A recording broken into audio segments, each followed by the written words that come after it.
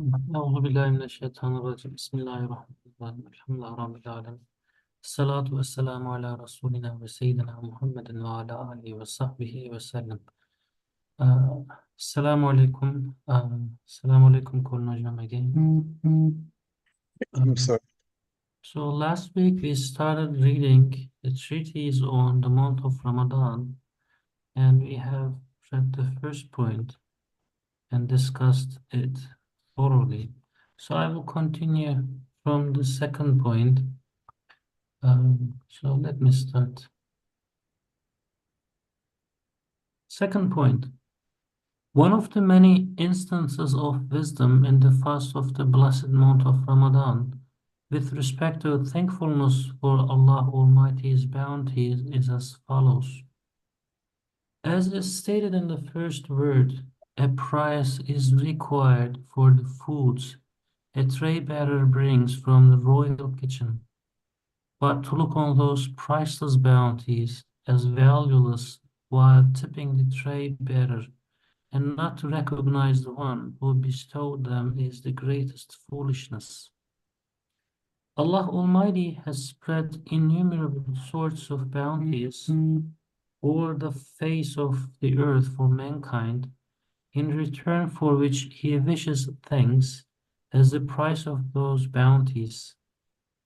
The apparent causes and holders of the bounties resemble tray bearers.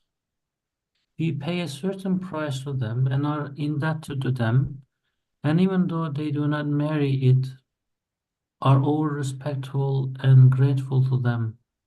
Whereas a true bestower of bounties is infinitely more deserving of thanks for that bounty than those causes. To thank him, then, is to recognize that the bounties come directly from him. It is to appreciate their worth and to pursue one's own need for them. Fasting in Ramadan, then, is the key to true, sincere, extensive, and universal thankfulness. For at other times of the year, most people whose circumstances are not difficult do not realize the value of many bounties, since they do not experience real hunger. If their stomach, stomachs are full, and especially if they are rich, they do not understand the degree of bounty present in a piece of dry bread. But when it is time to break the fast, the sense of taste testifies that the dry bread is a precious divine bounty in the eyes of a believer. During Ramadan, everyone from the monarch to the destitute manifests a sort of gratitude through understanding the value of those bounties. Furthermore, since eating is prohibited during the day, they say, those bounties do not belong to me. I am not free to eat them, for they belong to someone else and are his gift. I await his command. They recognize the bounty to be bounty, so give thanks. Thus, fasting in this way is in many respects a key to gratitude, gratitude being man's fundamental duty. Okay. So the second point is about recognizing that the bounties do not belong to us, but they are given to us. They are gifts. And by this way of pursuing the bounties, a door opens to offering thanks and feeling gratitude towards Allah. Colin Hocam, what would you say about this point, please? What would I say about that point? There are certain things that we have to do, or that have to be done to make us understand things which we wouldn't understand if we didn't do them. Now, what do I mean by this? Just declaring something haram doesn't mean that we can't go and do it. But it actually makes us stop and think. If our conscience is working, to prohibit means that we draw a line around things, and it makes us think that why is it prohibited? It's prohibited because it's being prohibited by the one that created these things, and we often forget that. We thank our wives or for cooking, or our husbands. If husbands cook for their wives, we thank our parents. Thanks are an integral part of human culture. Gratitude is an integral part of human culture. Whole books have been written about it. I remember as a child reading books or seeing books that people were reading on manners and etiquette, and how to thank people properly, and it all had a rite and a ritual, even back then, even in the West. I remember when we received presents, birthday presents as children, we were always told to write a letter to the person who'd sent it and thank them. So thanks is an integral part of human culture, and yet what we forget is, uh, I mean, thanks are it's very good that we thank, because if we didn't, we wouldn't know what thanks are. If we didn't receive gifts, if we didn't receive kindnesses from others, we wouldn't know what thanks are. But actually, in actual fact, all of the things that we receive, whether it's from your partner, whether it's from your mother, whether it's from anyone, a stranger even, is actually coming from Allah. So when we thank the waiter for bringing the food to our table, the waiter hasn't cooked it, he's just brought it. But to thank is to realize that gratitude is needed, and gratitude needs to be focused on someone. And because we're human and we live in a causal world, we thank the nearest causal facilitators to us, which, if you're in a restaurant, you thank the waiter, or you ask the waiter to thank the chef for cooking something so nice. But what we tend to forget is that we are looking at the intermediaries, we're not looking at the source. And so, therefore, Ramadan is a way of changing our consciousness if it's done properly, if fasting is done properly, and if we take on board the truth of Ramadan, then when Allah prohibits it, this is serious business. Mhm. This is serious business. He says, you do not touch this until I tell you to touch it. Now, who can say that except the one who owns it, right? If you go to someone's house, you don't just touch anything, right? If you go to a house and someone has a very beautiful antique clock, you don't just start touching it. You ask permission. You wait until the owner gives you permission if you want to inspect one of his properties, because you recognize the owner. So when Allah says that you do not touch food until a certain time, so for example, here in the UK, I think iftar tomorrow is 6:05. At 6:04, the soup is haram for me. The soup is on the table. It's 6:04. It's haram for me to touch it. I'm not allowed. What does that tell me? It tells me the soup has an owner. And for that soup to get to me, okay, it may be that I've made the soup, or my wife has made the soup, or that someone in our household has made the soup. But the fact is that everything that goes into the making of that soup, the humans who make it, the energy that they expend, the food that they use to make it, is directly and continuously created by our Rabb.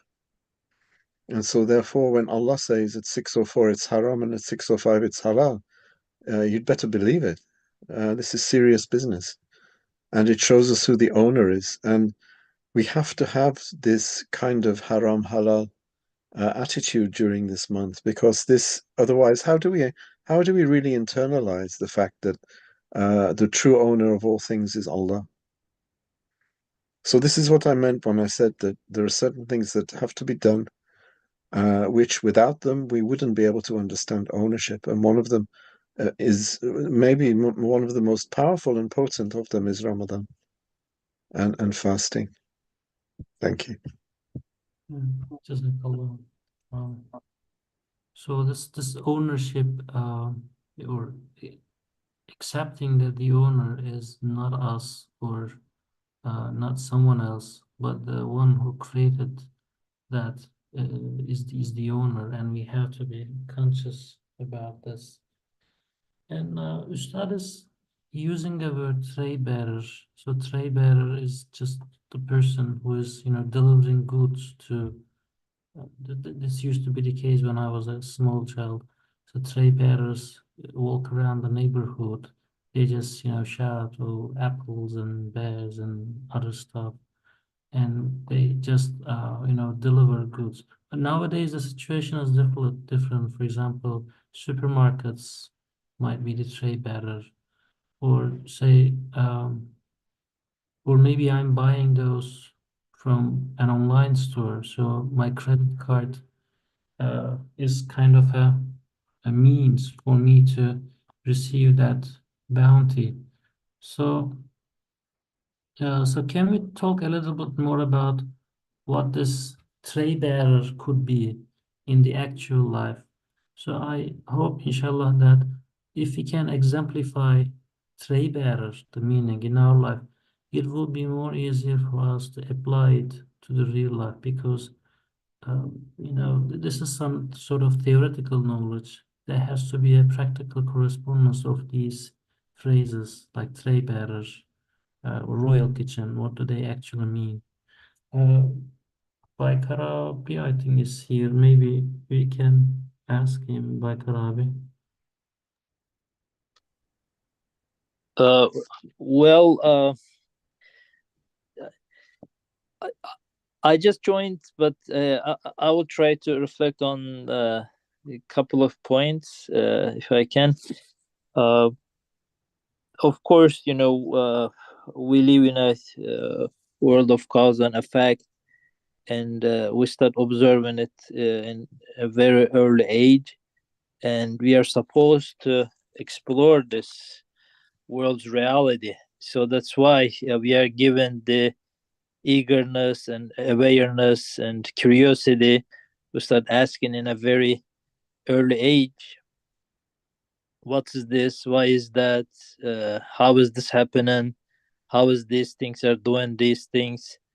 But unfortunately, starting from, again, very early ages, we're bombarded, we are indoctrinated with this cause and effect relation. Even uh, very close ones, or at least starting from the elementary school, we are just told that this simple effect can do these miraculous if this simple cause can create in a way, or do this magnificent effects or results. They just come together. We need this cause, and then boom, it's done. So we just take it literally, to we be even though, as in the chapter about nature, uh, we are believers, we define ourselves as believers, but by the time we just get used to these causes, we just uh, start thanking them, and then it turns into uh, maybe more valuing them and admiring them, instead of the real cause of causes. But I guess there is a second step here that Ustad underlines. I guess you talked about it a little bit. Uh, it says Is it, appreciate. is it in this point? Yeah, but knowing them directly from him, right? Even we're able to. So there's 3 points here that Ustad talk about. Recognize the bounties come directly from him, to appreciate their worth and pursue one's own need for them. So we can reflect, we can ponder upon this, we can talk about this, uh, and we should, because this is a really a deep wound in our beings that we need to heal, to understand the reality of the cause and effect relation and who is the real owner. But however, when Ustad says here to recognize that the bounties come directly from him, his example is more practical. So what do I mean? After thinking and pondering and talking about this, we should also practice. We should do the worship. We should do the fasting. That is the only way the nafs gets it. So I ponder on this, the cause and effect relation, and that they are weak, they are incapable, they are not, they cannot create anything in reality. But then the nafs has this feeling still that is free to go. It just practice as it wants, and it has its own dominion. And this is initiating by the ego. This is my life, this is my choice, this is my pleasure, this is my time. And so unless the nafs really practice it, it doesn't get it. For example, just a memory in my mind, very uh, you know important one that really awakes me to this. I was talking to a very old guy. He was like over 80, and I was younger at the time. And he said, I wish I could pray like you. So inside me, a voice said, then why don't you?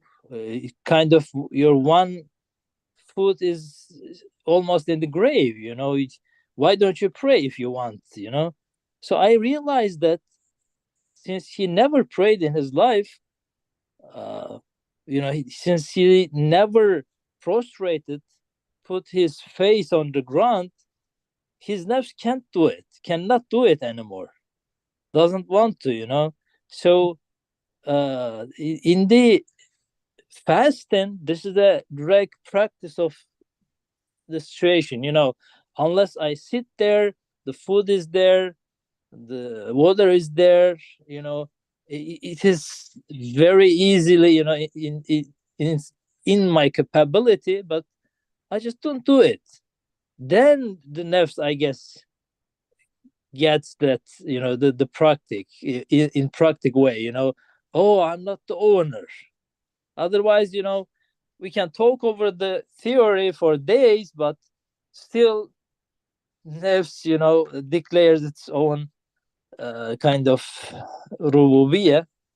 So to know them directly from him is only possible, I guess, through this practice. Inshallah, I didn't repeat the same things, but Well, I mean, there's good in repetition. So, but the meanings are invaluable. And your point is actually very important. Just studying the matter and its theory does not count for too much. It has to be a practical aspect. Otherwise, then just knowing how to pray salah, salah, but not practicing it has little value compared to the actual, actual practicing it. Okay. Do we have any more comments on the second point, or should I move to the third point? Can I comment on Bakar's Yeah, please, I'll be quiet. input? Mhm. It's very important what he said about the cruciality, the importance of experience, because we can talk about these things, as he said, in an abstract way. It's like if you are a male obstetrician who looks after pregnant women, you know all the theory, but you don't know the practice because you're never going to give birth as a man. we can talk about fasting and we can talk about all of the spiritual benefits. We can talk about the rationale behind fasting, and we can talk about divine ownership and tray bearers, but unless we actually experience it, which is why we fast, which is why fasting has been written on us to understand ownership, something of ownership. If fasting is done correctly, unfortunately, these days, uh, fasting is not usually done correctly, unfortunately, and all people get out of it, as I think the hadith says, is hunger and thirst, and that's not the point. I mean, hunger and thirst are involved, but the point is to understand that you don't own anything Yeah. and that you can't do anything. Ustad says, we are ajiz and we are faqir. When do you understand your ajz and your faqr? One of the times, I mean, we should always understand it clearly, but one of the practical times where we understand our ajz and faqr is during the fast. And sometimes neighbors who are not fasting, or they're not Muslim, they if they know that we're fasting, they say, "Oh, you poor thing, you have to go without food for so long." And actually, they've hit the nail on the head when they say, "You poor thing," because it's to understand that we're poor, that we fast. But what they mean from it is, "Oh, you are bichare because you have to go without food for so long." Uh, so they understand the need. They understand what need is, but they don't like it. They don't like need, because when we need something, it means that we're not owning. And this is what, now modern society now is all about fulfilling needs. If people actually understood what they meant when they said, I need this or I need that, and of course, most of the times they don't need it, they just want it. But it's the same thing. Not having is not having, whether you want or need. Not having something is very painful to modern humankind. And it should be painful because it should show us that we don't own anything. And Ramadan is one of the best ways of understanding that you are ajiz and that you are faqir and that you don't own anything. You can't do anything without permission. And unless you experience it, the rest is going to be, as Baikar said, it's just going to be a theoretical exercise. It's going to be an abstract thing, and it's not going to really mean very much unless you actually experience it. Another thing that I wanted to say is that tray bearers, um, we, because of Esmi and Harfi, because we see things in an Esmi way, we see tray bearers and we thank the tray bearers. The tray bearers are there for a purpose. The tray bearers are created by Allah. And if we can actually see in the mirror of the tray bearer the bestowal of Allah, Allah's giving, Allah's munificence, then thanking the tray bearer is thanking Allah. There's no difference. Unfortunately, even today they're taking away human tray bearers. For example, when you go to a big shopping mall now, they are getting rid of the people who serve at the checkout counter, and they're making it all self-service. So it becomes just a robot who's answering you. You check everything out yourself. You don't actually speak to another human being, so you don't have to thank anyone. So we're being taught not to thank as well. And this is increasingly with online shopping, with getting rid of humans from these positions is in a sense another way of making us ungrateful. So I've noticed this in recent years, and there's a move towards what do you call it? I can't think of the word. Technologizing everything, making everything robotic, making everything AI, getting rid of human interaction is one way of shaitans trying to make us even less grateful than we are already. Yeah, individualism is in favor. So individualistic personality societies would make shaitan's work easier because mu'min is the mirror of the mu'min. I think this was a hadith So by seeing another mu'min and his or her behaviors and acts that remind us of that we are humans and mu'min is crucial. So this discussion reminds me of an ayah, لِمَا تَقُولُونَ مَا لَا يَفْعَلُونَ. Why do you say things that you do not practice? So just speaking of these, talking about these, really do not count. This makes a lot of sense. Otherwise, we would be just spiritual beings, but we have a bodily part, like we have to interact with the alam shahada in that way as well, because it's a part of the design. Yes.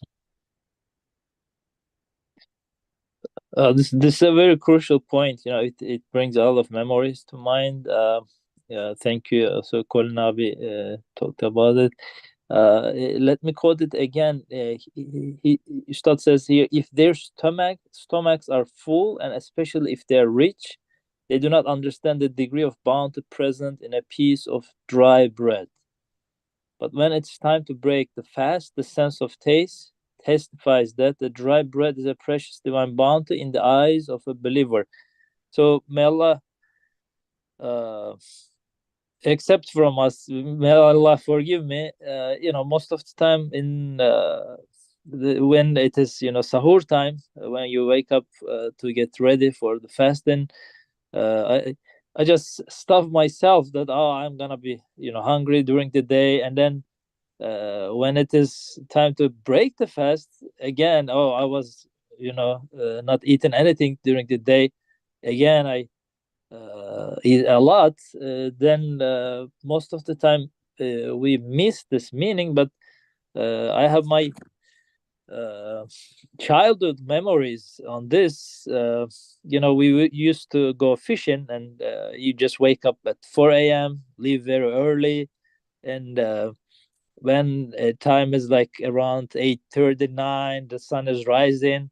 Uh, you don't have anything you know, in your bag except a piece of some dry breads, which is as hard as rock. You just take them to feed the fish, you know, and then we were starting, you know, just chewing here and there the piece of bread which is as hard as rock. And wallahi, you know, I guarantee it tastes much better than baklava, you know, that moment, at that time. So may Allah, you know, really uh, understand our need, as Ustad again make the statement here, to appreciate their worth and to pursue one's own need for them. This is the only way to be really thankful to him. Most of the time our fridge is full, we keep eating the whole day, you know, so it's really impossible, you know, as Colin Abi stated it very well. We say we need it, but we don't really mean it that we need it, you know. We just, you know, uh, increase our consuming to maximize the pleasure. But again, in Ramadan we experience it again and again, you know. If we limit the consuming and we really understand our needs, that is the way of really enjoying and really uh, understanding our needs and really, you know, maximizing our even pleasures, because we make the connection, right, to the thankfulness and to the mun'im, the real owner. uh, so that's really the way to taste the life, you know. Even that's very significant to me, you know, when you see some spring water bottles, it says odorless, colorless, tasteless. But ask me about it, you know, when it's time to break the fast, the taste of a sip of water, right? It's really different than you know, it's a regular day. It's an interesting memory there that you had, or interesting observation. It reminds me we were hiking once in the mountains, and we'd been hiking all day, and it was very, very late, and we took a wrong turning, and we were coming down a valley, and we only had a tiny little amount of water, and we only had there were four of us, and we actually only had like four grapes left out of the fruit that we'd been eating, and we were just so hungry and so thirsty, and at the end we said, okay, we're not too far now from our destination. We need to sit down, and we each had one grape, each just one grape, and just a sip of water. And we were so hungry and so thirsty that one of my sons said, this one grape is greater than a whole banquet. And he was right. He was absolutely right, because we were so hungry and so thirsty. Just one grape and one sip of water was as though we'd been given a whole banquet of food. And the problem is with modern humankind is that we're never hungry, actually. We never really get hungry because, as you said, Baikar, we eat during the day. The fridge is always full, and sometimes out of just boredom, especially late at night if you're working, if you're writing or doing something. It's so easy to go and pick something just to alleviate the boredom. We never actually get hungry. And because most of us don't do physical work, we never use up the calories that we eat either. So we live a very unnatural life. I shouldn't use the word unnatural, but we live a life that's not holistic, really, and not healthy. And Ramadan comes to really shake us up, I think. It comes to break the habits. In theory, if we do it properly, but I know people, and I included myself, who actually put on weight during Ramadan. Whereas, if you've got some weight to lose, you should be losing it, because you should be eating at least a third less. And you should be eating at the right times, in the right portions, the right amounts.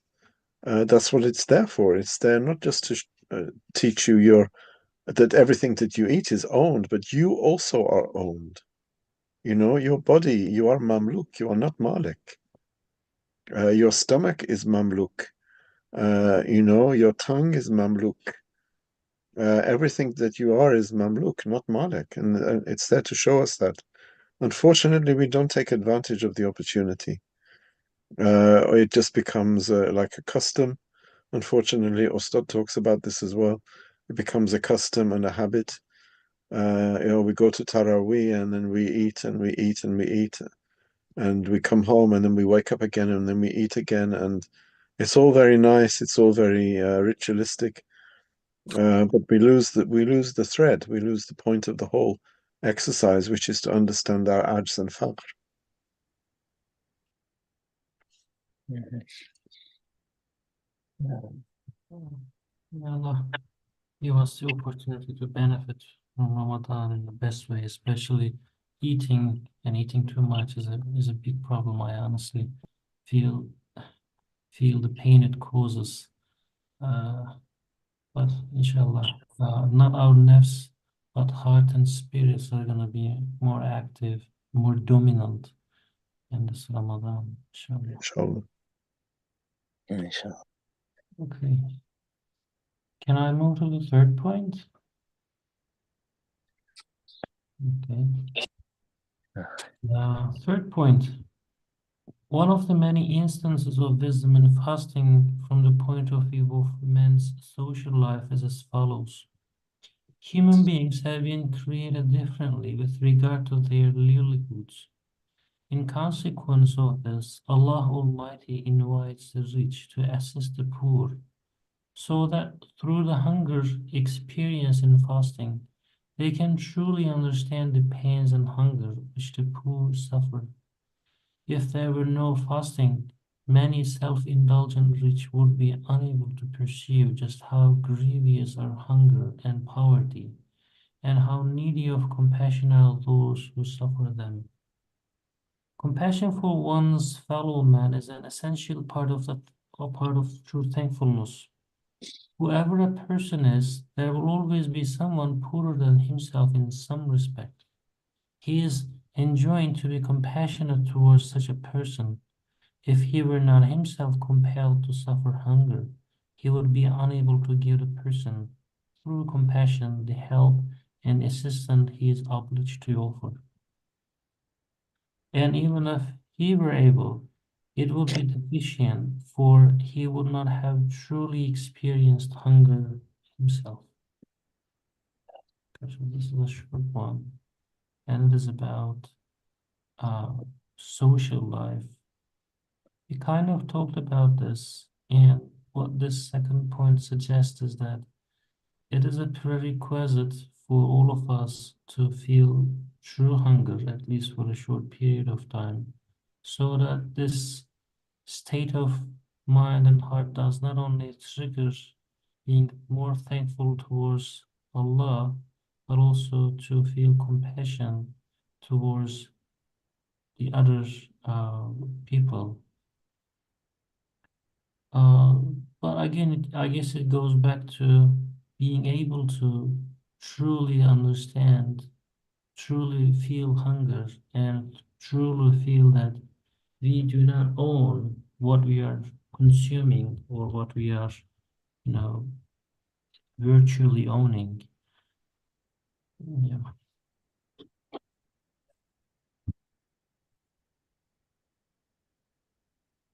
Oh, so would you like to comment on this?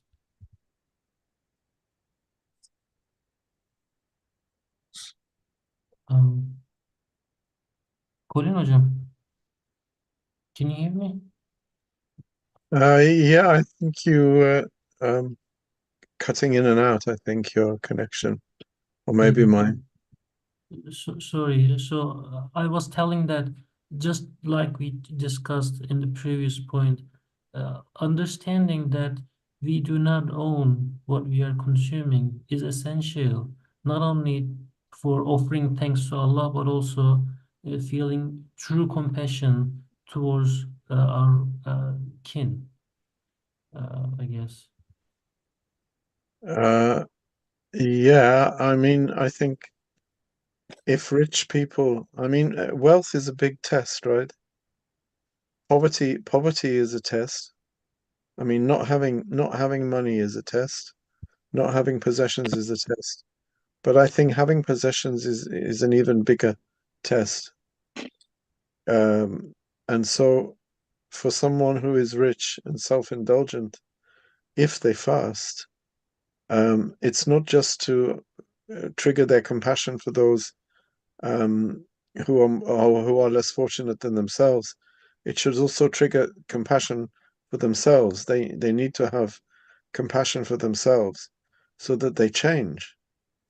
Because if they are going through the whole of the year in this self-indulgent way with no thought for the poor, then they need to change. And Ramadan is one way of breaking the cycle, right? Breaking the vicious cycle. Allah often breaks the cycle. I mean, he talks about testing the kuffar once or twice a year in order to break the cycle, by visiting upon them some huge test, huge imtihan, some huge calamity, or something which makes them think. So Ramadan is there for the same way, the same purpose. It doesn't matter how much you have, actually, whether you're self-indulgently rich or whether you're just well off or comfortable. The point is to make you understand that you don't own anything and that you're unable to do anything.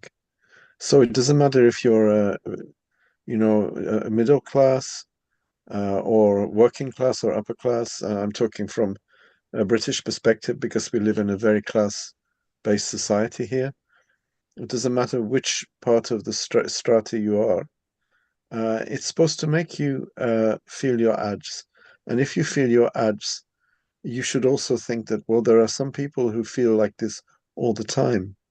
There are people who are hungry all the time.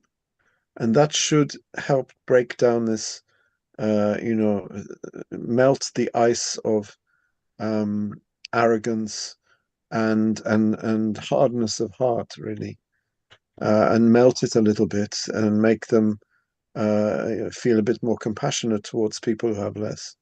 So it's for all of us, really, because as it says here, as Ustad says, there's always someone who is worse off than you. So this is not just for the self-indulgent rich, it's for everyone.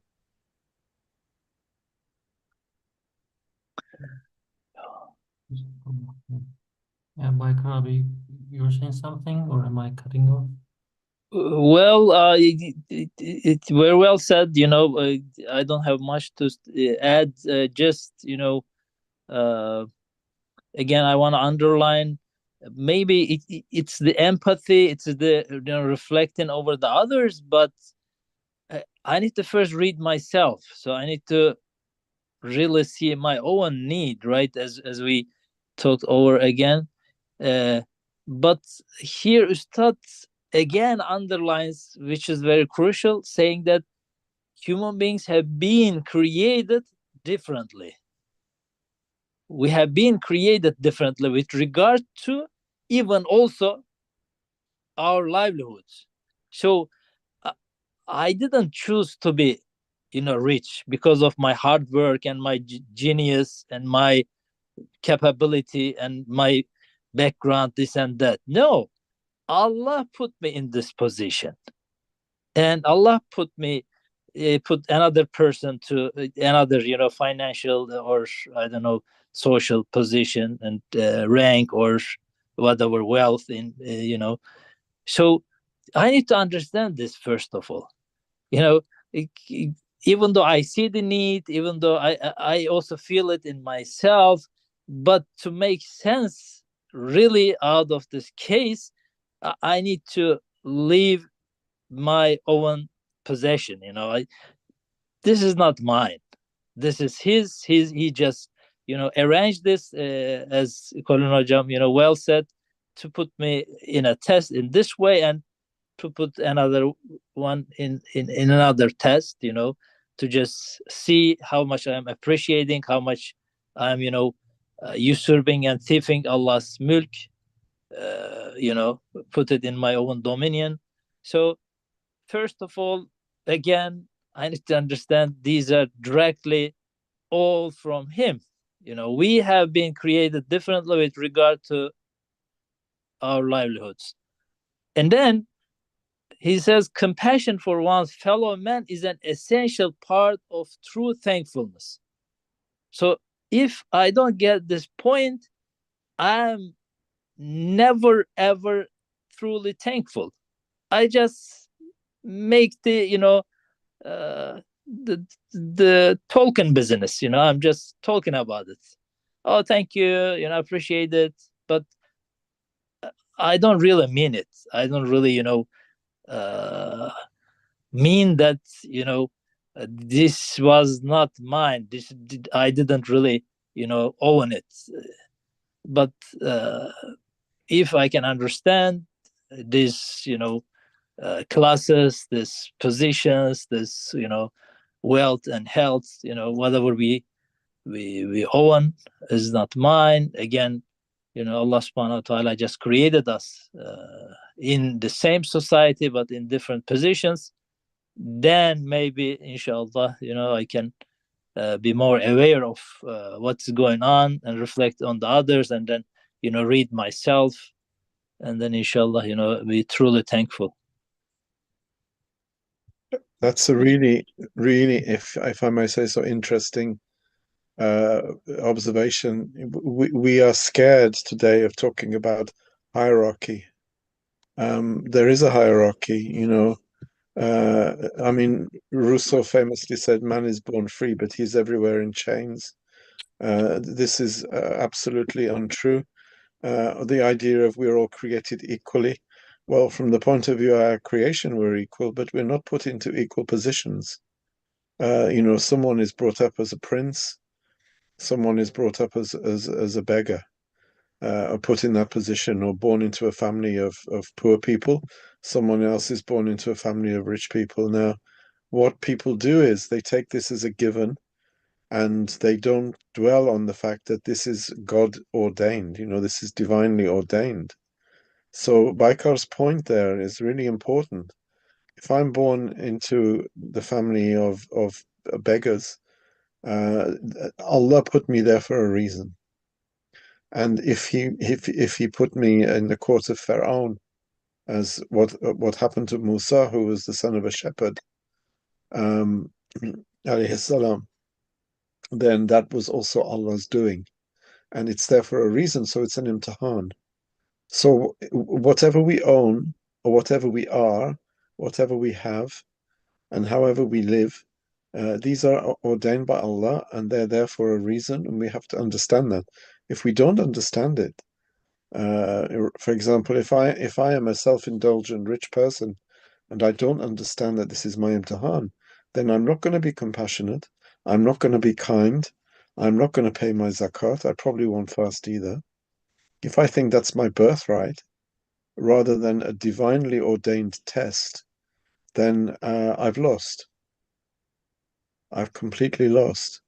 So realizing that, there are hierarchical structures, but Allah has put them there for a reason. He makes a man a king for a reason. He makes another man a beggar for a reason. Now that's down to his qadar. I have no say over where I'm born, over whether I will be male or female. I have no say over that. I have no say over who my parents will be and or what my condition will be. What I have to understand is this is what Allah ordained, and I don't own any of it, and it's there for a purpose. Quran and especially Ramadan makes us understand purpose, makes us understand ownership and the fact that we don't own anything. So, this idea of understanding our place and that it's been given to us for a purpose is very important. We often forget this, because today everything is about equality of opportunity, equality of outcome, all of these things. But the fact is that just like the cosmos is a hierarchy, society is also a hierarchy. I'm not saying that the hierarchy isn't dynamic and that we can't move up and down the ladder. We can. But the whole point is we are put where we are put for a purpose. And if we don't understand that purpose, which is a divine imtihan, then we lose. We lose the imtihan. We often confuse equality with justice. Equality is not always justice. And Allah is manifesting this in His creation. We are created in different ways and different positions. Yes, we're not created equally in the sense of economic equity. Some of us are brought up in very, very poor households. Others are brought up in very rich households. We don't start from an equal position. That's not the point. The point is not to start out from an equal position. This is why, socialism and communism are so against fitra, Yeah. because we're not all born equal in that sense. We don't all have the same opportunity. Our whole job is to understand that and to be able to be content with that and realize that that is our imtihan. Well, this Some of us are born blind. Some of us are born with one leg, right? Some of us are born to cruel parents. These are all divinely ordained. And Ramadan is one way, not just of showing that we don't own food and drink, and we don't own our own stomachs, but we don't own our own situation either. That situation is given to us for a purpose.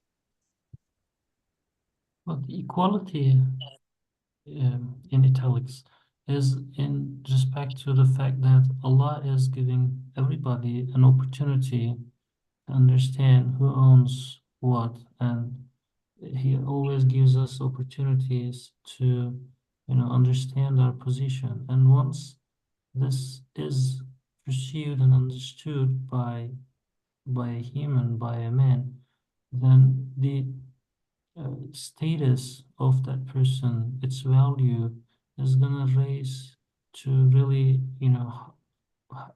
is gonna be really high compared to what he or she would otherwise gain if um, just continues fighting for a superior position in the society. I mean, how far can you get by just making more and more money?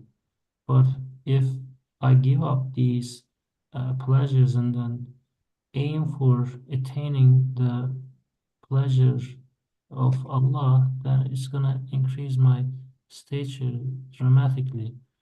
And so this is also interesting. The following is also interesting. Allah has the power to cut off all the food, or maybe give me a life where I could never experience what I just explained. For example, I could be, a beggar, a complete beggar, and remain as a beggar. But this is not really the case. Allah is always giving everybody an opportunity to be the Lord in certain respects. For example, an oppressor who oppresses a beggar uh, before Allah is a poor guy, but the beggar becomes valuable.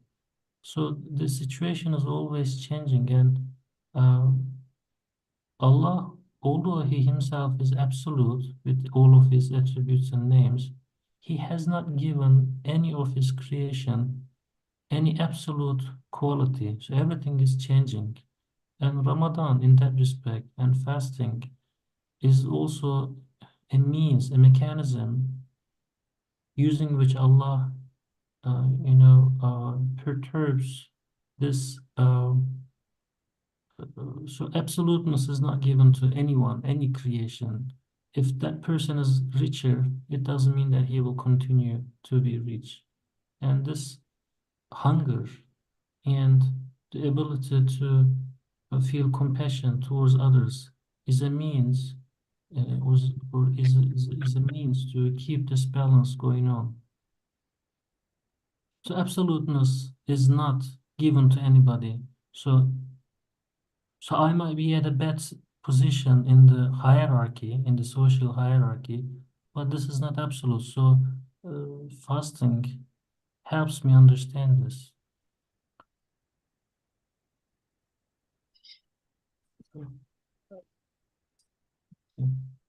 Thank you. It was very eye-opening. Again, we're overwhelmed and deluded with this world of causes. We kind of even worship them, and even besides those birthright conditions, even if some dua of action, the material dua involves, it just goes out of control completely. We start just owning our own the possessions under our care, we under our trust, we just own it, we just do not give any credit to anybody else, even astaghfirullah, Allah subhanahu wa ta'ala. We just take it as guaranteed, as ours. There was a example that just came to my mind from a brother. He was sharing this. So he got a high rank. He has the first position actually in the national exams in his own district, and he went to the same school with the who got the first rank in the whole country. He got double major from this famous technical school, and then he went to another famous school for his master's, and he worked in famous companies, and then now for his own project he is seeking some financial support from the government to rent a flat, an apartment at the 35th floor of this tower. And then he says in the same year, a guy who was sitting next to him left the middle school because he wasn't able to, do the studies, do his, classes, his courses, and he went to Istanbul, and he started working as an assistant in the constructions, carrying bricks and so on and so forth. And then now he owns that tower, that guy that he is trying to rent a flat, and he owns multiple towers like that. So this this was that brother's observation about himself.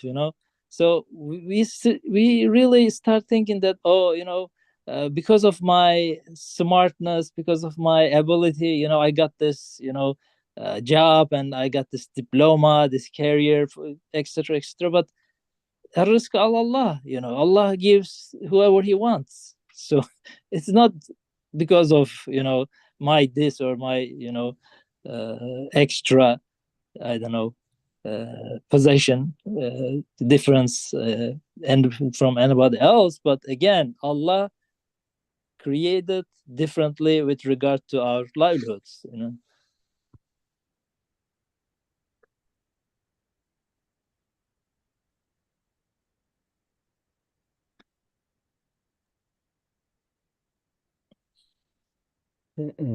Thank you. Any last words? Inshallah, we can get. Almost we are at the end of the session. Yeah. Or we can get make a dua for Ramadan. Ali Abi, if you are available, would you like to make a dua?